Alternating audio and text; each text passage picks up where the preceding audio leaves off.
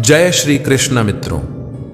जीवन में कभी किसी की मदद करके यह अहंकार मत करना कि आप उसे कुछ दे रहे हैं।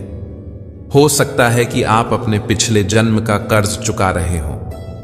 यह भी संभव है कि ईश्वर ने आपको केवल एक माध्यम बनाया हो किसी के कष्ट दूर करने के लिए। जो हाथ देने के लिए सक्षम है वो केवल भाग्य से नहीं, पूर्व जन्मों के पुण्य से भी है। नमस्कार मित्रों, मैं एक बार फिर से आपका हार्दिक स्वागत करता हूं प्रेरणा पुंज चैनल पर, जहां आप सुन रहे हैं श्रीमद् भगवत गीता की एक शानदार श्रृंखला जिसका नाम है भगवत गीता की सीख। आज हम जानेंगे कि श्रीमद् भगवत गीता के चौथे अध्याय से क्या सीखा जा सकता है, और वह भी बहुत ही सरल भाषा और आसान से शब्दों में। तीसरे अध्याय में हमने देखा कि भगवान श्री कृष्ण ने अर्जुन को बताया कि जो भी मानव श्रद्धा से युक्त होकर के मेरे बताए रास्ते पर चलता है वह कर्मों के बंधन से छूट जाता है और मोक्ष को प्राप्त करता है। भगवान ने बड़े प्रेम और धैर्य के साथ अर्जुन को ज्ञान योग और निष्काम कर्म योग दोनों का विस्तार से वर्णन करते हुए यह समझाया कि तुम इन दोनों में से किसी का भी चयन कर सकते हो, लेकिन जीवन में कर्म किए बिना कोई नहीं रह सकता। भगवान ने स्पष्ट रूप से कहा कि किसी भी परिस्थिति में तुम अकर्मा नहीं रह सकते, अर्थात अपने मन पर नियंत्रण करके मोह को त्याग कर कर्म तो तुम्हें हर हाल में करना ही होगा, क्योंकि यही जीवन का धर्म है और यही आत्मा का उत्थान। अब हम श्रीमद् भगवत गीता के चौथे अध्याय में प्रवेश करेंगे, जहां हम जानेंगे कि भगवान कब, क्यों और किस रूप में इस धरती पर आते हैं। हम यह भी जानेंगे कि भगवान को कैसे प्राप्त किया जा सकता है, गुरु से ज्ञान कैसे लिया जाता है और यह ज्ञान जीवन में क्यों आवश्यक है। तो चलिए मैं आपको ले चलता हूं इस दिव्य ज्ञान की ओर, जो हमारे भीतर नई रोशनी भर देगा और आत्मा को उसकी वास्तविक पहचान दिलाएगा। भगवत गीता के चौथे अध्याय की इस अलौकिक यात्रा में हम प्रवेश करते हैं ज्ञान कर्म संन्यास योग, जहां भगवान श्री कृष्ण अर्जुन के विश्वास को और भी गहरा और दृढ़ बनाने के लिए अपने द्वारा दिए जा रहे दिव्य ज्ञान की आदि मूल कथा का उद्घाटन करते हैं। भगवान श्री कृष्ण अर्जुन से प्रेम पूर्वक कहते हैं, हे पार्थ, क्योंकि तुम मेरे प्रिय मित्र भी हो और मेरे प्रिय भक्त भी, इसलिए मैं तुम्हें इस योग का परम रहस्य बता रहा हूं। यह कोई साधारण ज्ञान नहीं, बल्कि वही शाश्वत विज्ञान है जिसे मैंने समय के प्रारंभ में सूर्य देव को उपदेशित किया था।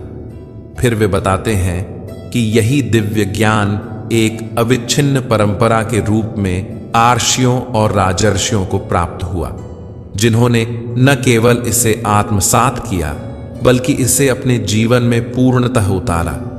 यह सुनकर अर्जुन आश्चर्यचकित हो जाते हैं। वे सहज रूप से पूछ बैठते हैं, भगवन, आपने तो अभी जन्म लिया है और सूर्यदेव तो अति प्राचीन हैं, फिर आपने उन्हें यह ज्ञान कैसे दिया?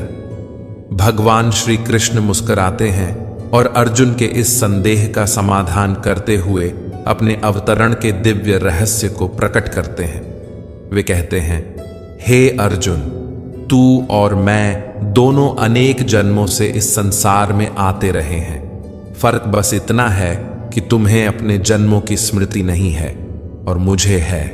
मैं अजन्मा हूं, अविनाशी हूं, परंतु जब जब धर्म की हानि होती है और अधर्म का बढ़ाव होता है, तब तब मैं अपनी योग माया शक्ति से इस धरती पर प्रकट होता हूं। भगवान कहते हैं कि उनका जन्म और कर्म दोनों ही दिव्य होते हैं। वे इस माया से परे हैं और उनके कार्यकलाप संसार के सामान्य जीवों की तरह नहीं होते।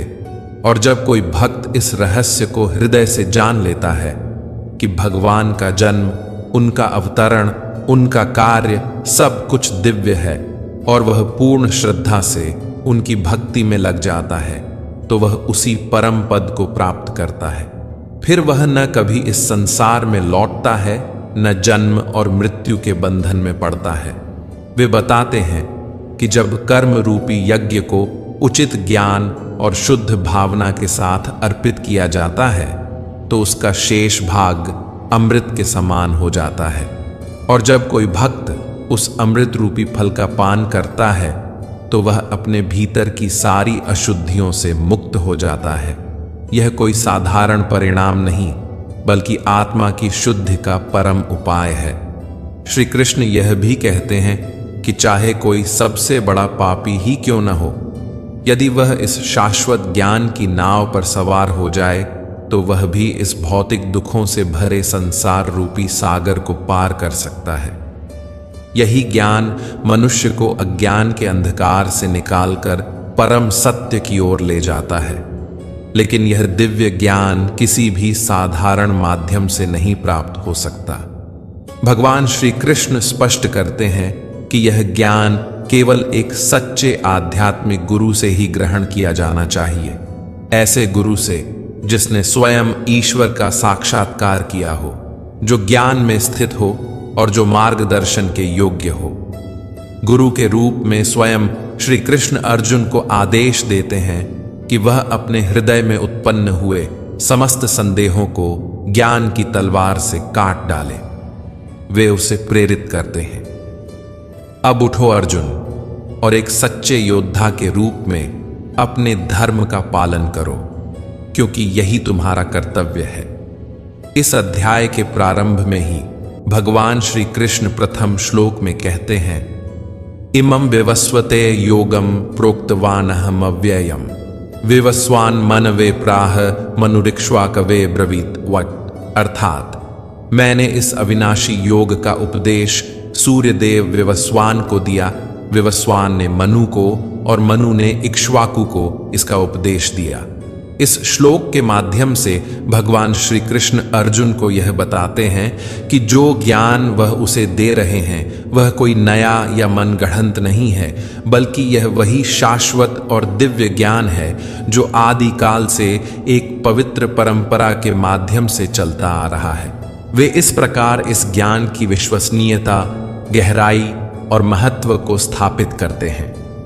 श्री कृष्ण अर्जुन को प्रेम पूर्वक समझाते हैं कि जिस ज्ञान के माध्यम से वे उसे युद्ध के लिए प्रेरित कर रहे हैं वह कोई नवीन या मनगढ़ंत विचार नहीं है, बल्कि यह वही प्राचीन और शाश्वत ज्ञान योग है जिसे उन्होंने सृष्टि के प्रारंभ में सूर्यदेव विवस्वान को उपदेशित किया था।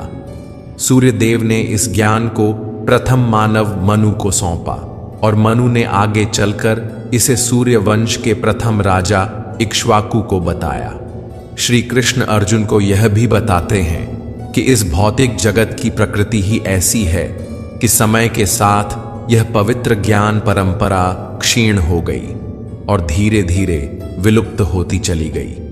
इसलिए आज उसी प्राचीन गूढ़ योग ज्ञान को वे पुनः अर्जुन के समक्ष प्रकट कर रहे हैं, क्योंकि अर्जुन उनके प्रिय मित्र और सच्चे भक्त हैं। भगवान स्पष्ट करते हैं कि यह दिव्य ज्ञान कोई सामान्य व्यक्ति नहीं समझ सकता। इसे समझने के लिए हृदय में श्रद्धा, भक्ति और ईश्वर के प्रति पूर्ण समर्पण आवश्यक है। अर्जुन ने भगवान श्री कृष्ण को न केवल एक मित्र के रूप में स्वीकार किया, बल्कि एक परम आराध्य के रूप में भी पूजा। इसलिए भगवान ने उसे इस अमूल्य ज्ञान का अधिकारी बनाया। श्री कृष्ण कहते हैं, हे अर्जुन, क्योंकि तुम मेरे परम मित्र और भक्त हो, इसलिए मैं तुम्हें यह योग का परम रहस्य बता रहा हूं। यह श्रीमद् भगवद गीता का दिव्य ज्ञान है जिसे कोई भी केवल बुद्धि से नहीं बल्कि श्रद्धा और भक्ति से ही आत्मसात कर सकता है। भगवान श्री कृष्ण की इन दिव्य बातों को सुनकर अर्जुन के मन में संशय उत्पन्न होता है। वह आश्चर्य और जिज्ञासा से भरकर भगवान से पूछते हैं, अपरम भवतो जन्म परम जन्म व्यवस्वतः कथमे तद विजानिया त्वमादो प्रोक्तवानिति। अर्थात, हे कृष्ण, आपका जन्म तो सूर्यदेव विवस्वान के बहुत बाद हुआ है, फिर मैं कैसे मान लूं कि आपने प्रारंभ में उन्हें यह ज्ञान दिया था।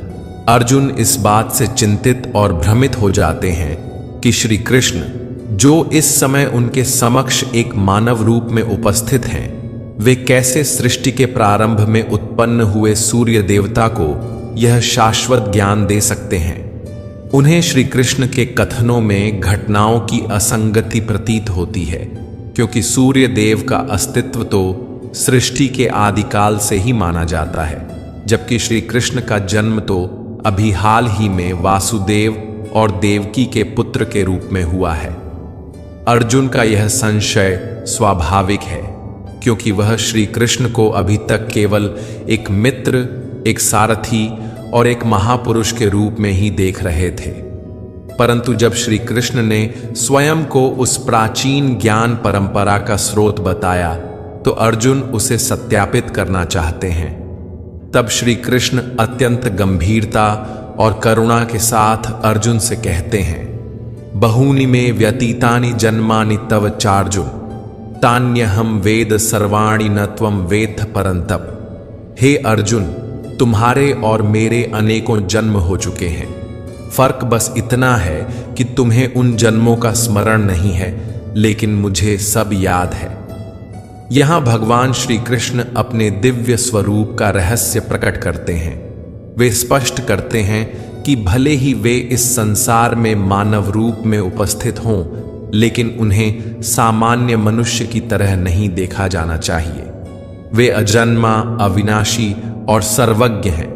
वे इस भौतिक जगत में अपने भक्तों की रक्षा और धर्म की स्थापना के लिए योग माया के माध्यम से प्रकट होते हैं। उनका जन्म, कर्म और स्वरूप सभी दिव्य हैं, भौतिक नियमों से परे। जीवात्मा और परमात्मा में यद्यपि कुछ समानताएं हैं, फिर भी दोनों के बीच अनेकों गहरे भेद हैं। दोनों ही सतचित आनंद स्वरूप हैं, अर्थात अस्तित्व, चेतना और आनंद के स्वरूप में स्थित। फिर भी उनका स्वरूप और सामर्थ्य पूर्णतः भिन्न है। भगवान सर्वव्यापक हैं।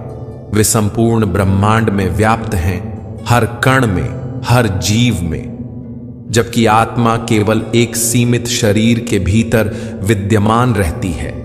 भगवान की उपस्थिति अनंत है, पर आत्मा की उपस्थिति सीमित। भगवान सर्वशक्तिमान है, उनके लिए कुछ भी असंभव नहीं। वहीं आत्मा स्वयं को भी माया के बंधनों से मुक्त नहीं कर सकती, जब तक कि उसे भगवान की कृपा और मार्गदर्शन प्राप्त न हो। भगवान सृष्टि के नियमों के स्वामी और निर्माता हैं, जबकि आत्मा उन नियमों के अधीन रहती है। भगवान ही संपूर्ण सृष्टि के नियंता और संचालक हैं, जबकि आत्मा उनके द्वारा निर्धारित नियमों और व्यवस्थाओं के अनुसार अपना कर्म करती है। भगवान सर्वज्ञ हैं, उन्हें भूत, भविष्य और वर्तमान तीनों का पूर्ण ज्ञान है, लेकिन जीवात्मा का ज्ञान सीमित होता है। वह किसी एक विषय को भी पूर्णता से नहीं जान पाती। श्री कृष्ण इन गूढ़ भेदों को स्पष्ट करते हुए अर्जुन से कहते हैं कि यद्यपि मैं इस संसार में अनेकों बार अवतरित होता हूं, फिर भी मैं सदैव सर्वज्ञ, सर्वशक्तिमान और अविनाशी रहता हूं। मेरा ज्ञान कभी नष्ट नहीं होता। लेकिन जीवात्मा के साथ ऐसा नहीं है। वह जन्म और मृत्यु के चक्र में पड़कर अपने पिछले जन्मों को भूल जाती है। श्री कृष्ण अर्जुन से कहते हैं, यदा यदा ही धर्मस्य ग्लानिर्भवति भारत, अभ्युत्थानम धर्मस्य तदात्मानं सृजाम्यहम्। अर्थात हे भारत अर्जुन, जब जब इस धरती पर धर्म का पतन होता है और अधर्म बढ़ता है, तब तब मैं स्वयं प्रकट होता हूं। श्री कृष्ण समझाते हैं कि धर्म केवल बाहरी कर्मकांड नहीं, बल्कि वह नियत और शुद्ध आचरण है जो मानव आत्मा को आध्यात्मिक उत्थान की ओर ले जाता है। और जब यह धर्म समाज से हटने लगता है, जब मानव मूल्य, मर्यादा और सत्य से विमुख हो जाता है, तब वह आचरण अधर्म कहलाता है। जब अधर्म अपनी चरम सीमा पर पहुंचता है, तब स्वयं भगवान, जो सृष्टि के मूल कारण हैं, अवतार रूप में प्रकट होते हैं, ताकि अधर्म का विनाश करके धर्म की पुनः स्थापना कर सकें। यही प्रक्रिया भगवान के अवतरण की होती है। भगवान श्री कृष्ण इस अवतरण के 3 प्रमुख कारण बताते हैं। 1, दुष्टों और अधर्म का नाश करने के लिए। 2, अपने भक्तों के उद्धार के लिए।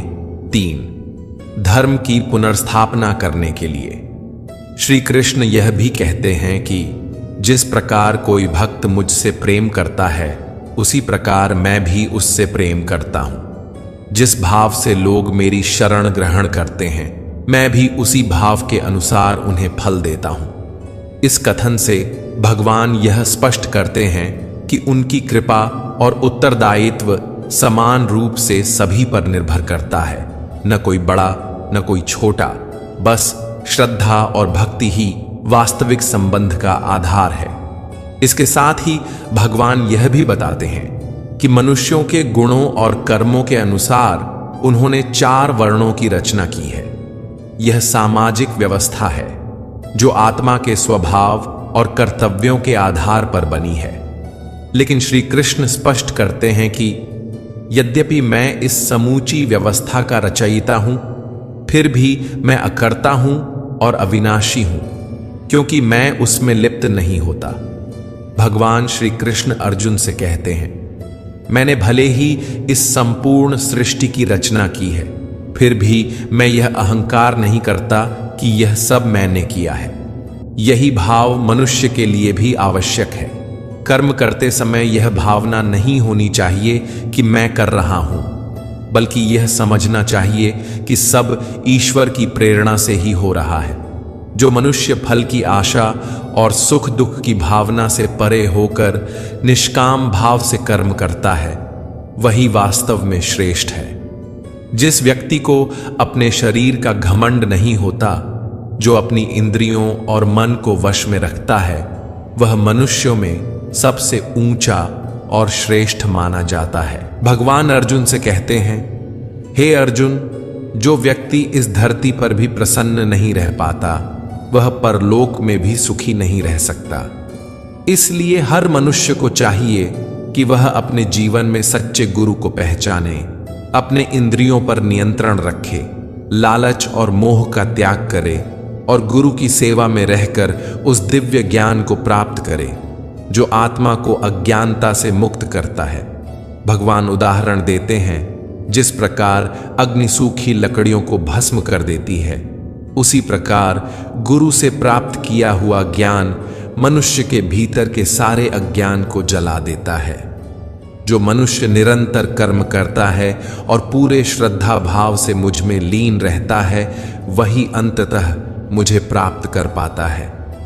ऐसा व्यक्ति अपने समस्त कर्मों को कर्तापन के भाव से मुक्त होकर ईश्वर को समर्पित कर देता है और तब उसे उसके कर्म कभी बांध नहीं सकते।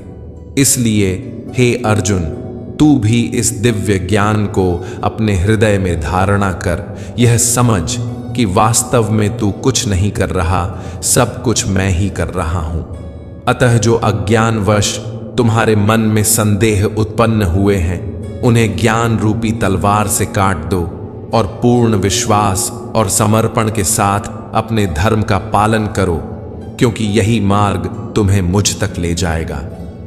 हे भरतवंशी अर्जुन, स्वयं को योग में स्थिर करो, अपने भीतर की शक्ति को जगाओ और उठकर अपने धर्म का पालन करते हुए युद्ध करो। मित्रों, श्रीमद् भगवद गीता के 4 अध्याय में भगवान श्री कृष्ण ने बहुत ही स्पष्ट रूप से कहा है कि जब जब इस धरती पर धर्म की हानि होती है, मानवता का पतन होता है और जब नकारात्मक शक्तियां समाज पर हावी होने लगती हैं, तब तब भगवान स्वयं किसी न किसी रूप में अवतरित होकर धर्म की पुनः स्थापना करते हैं। इस अध्याय में यह भी समझाया गया है कि यदि आपको किसी से कुछ सीखना है, तो सबसे पहले आपके हृदय में उसके प्रति श्रद्धा, आदर और सम्मान होना चाहिए। सीखने की भावना निस्वार्थ और निर्मल होनी चाहिए, न कोई लालच, न कोई द्वेष, न ही कोई बुरी भावना। ज्ञान क्यों आवश्यक है? क्योंकि हम चाहे जीवन के किसी भी क्षेत्र से जुड़े हों, यदि हमें उस क्षेत्र में प्रगति करनी है, तो हमें गुरुओं से मार्गदर्शन और शिक्षा लेना अनिवार्य है। यही ज्ञान हमें इस जीवन में लक्ष्य की ओर और जीवन के बाद परमात्मा की ओर ले जाता है।